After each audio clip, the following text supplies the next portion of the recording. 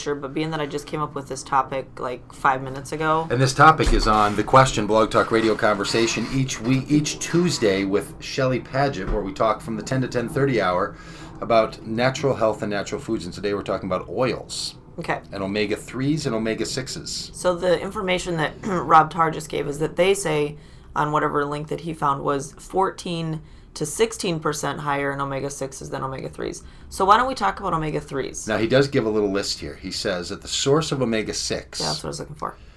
fatty acids include sunflower oil. Oh, it says sesame. Okay. Sesame, sunflower. Safflower oil, corn oil, sesame oil, hemp oil, which is the best, and a number of other not olive oil. Oils like that. The list might not be exclusive, Okay. but the I do list think are those kinds of oils. Okay, so I think that the omega-6s are the seed oils, and those are good for you if they're cold pressed, extra virgin, and typically not heated to a high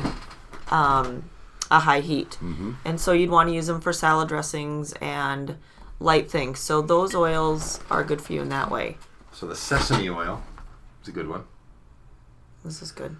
You getting that, camera guy? Extra virgin olive oil, and most people know about that. Yeah. Now I've always snickered when I've opened up the cabinet and seen extra virgin on the olive oil. I've never really known what that means. Then sometimes it's extra virgin. And usually, doesn't virgin mean untouched? Listen, usually they're lying.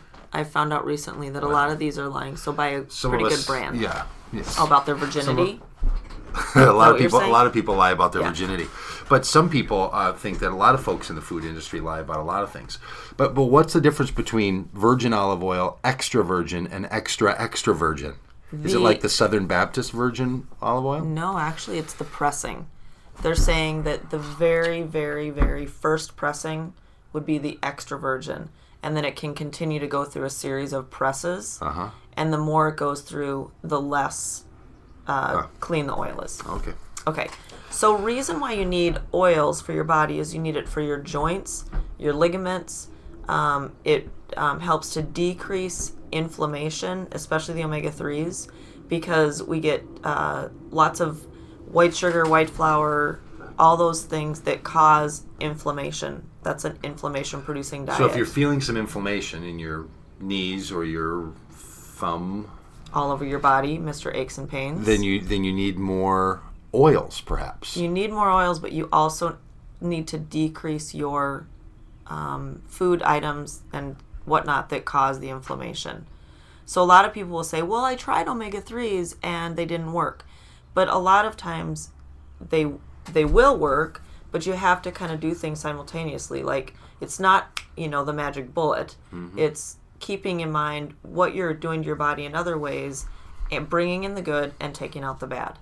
So inflammation, also omega-3s have really shown to make a difference in brain function.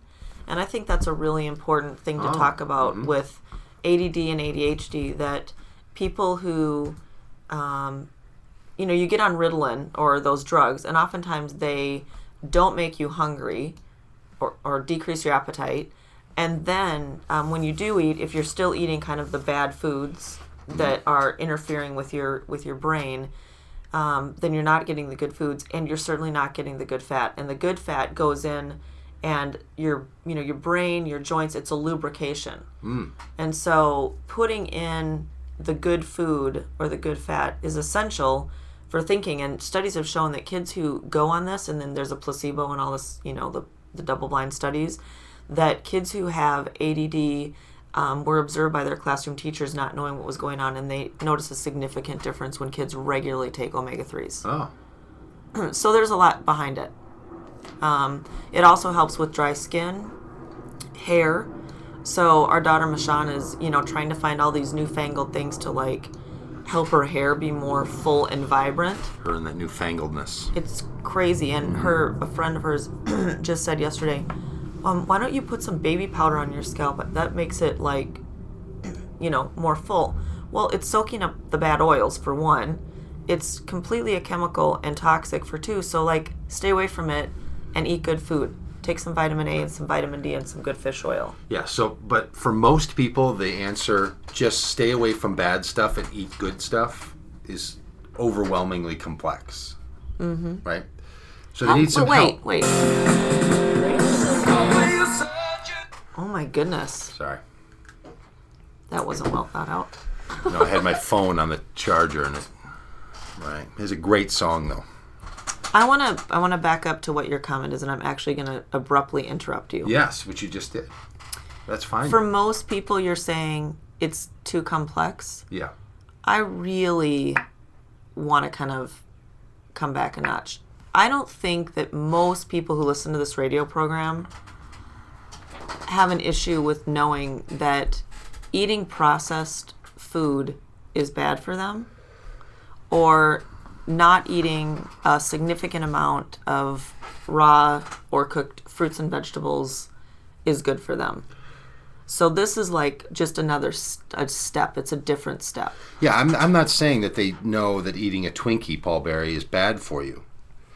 But how they move to eating something better for them and stopping that and replacing it, when now for many people there's now a whole new category of, boy, now I need to think about what kind of oil I'm consuming or not consuming. That's hard for people. People just don't, like some people have said, what I tried to do is reduce calories and reduce fat because I thought that's what I should do because that's healthier than eating fat stuff. And now it's like, no, you really need to think about your omega-3s in relationship to your omega-6s. So I'm saying that for a lot of people, it's just hard to know because this whole world is so complicated and it has its own little language to know how to do that. To know when you walk into a grocery store, it's 50,000 square feet with 150,000 items in there. Yeah. All being pushed at you. How do you possibly know how to go over and find that coconut oil as opposed to that corn oil? You know what I mean? Right. That's what I'm saying. I'm not saying that people don't want to. I'm saying that it's overwhelming for most people to know how to do that. Okay. So like if they said what you should start with is, some fish oil every day. I don't know. People can kind of do that. You can buy it in a caplet. No, what's it called? A tablet, soft a capsule? Gel. Soft gel? Soft gel. Soft gel. What's that soft gel made out of? So that's all I'm saying. Yeah, we can go with that. Yeah, I mean, I'm not saying that people don't know that they shouldn't eat bad stuff. I'm saying that getting from eating the stuff they normally eat to eating the stuff that they think is better for them is what's so hard. And there's a spectrum, and I think that people are far away, This is a spectrum. That is a spectrum. I love the word spectrum. Spectrum. That they're, that's one way that I do help people, that they hire me. I go into their house.